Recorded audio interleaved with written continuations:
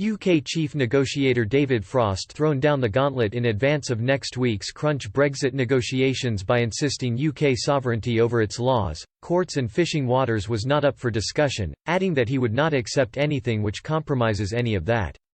Meanwhile, Sinn Féin Vice President Michelle O'Neill has said a united Ireland would offer Northern Ireland a way back into the European Union, Sinn Féin Vice President Michelle O'Neill said. Mr Frost also suggested a deal could be done next month, and insisted the UK had no intention of threatening the integrity of the EU's single market.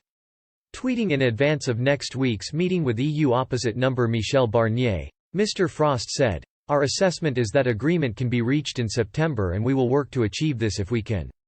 As we keep saying, we are not looking for a special or unique agreement.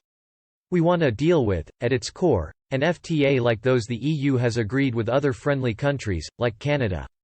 Nevertheless, he warned, "The UK's sovereignty, over our laws, our courts, or our fishing waters, is of course not up for discussion and we will not accept anything which compromises it, just as we aren't looking for anything which threatens the integrity of the EU's single market."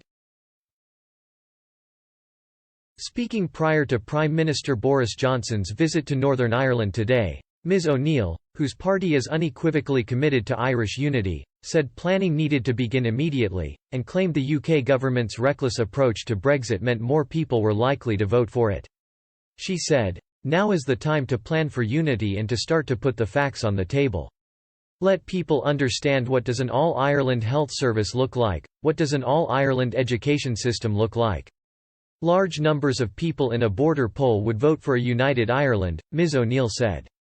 She added, "So for a lot of people in this decade we have in front of us, they're going to be considering which union they wish to be part of, and the EU have offered us a route back in. So for some people it may not be about Britishness versus Irishness, it may be about do they value their European citizenship. I think that's going to be a very interesting debate." Mr Johnson will outline the first stage of plans to mark the centenary of Northern Ireland's foundation during his visit.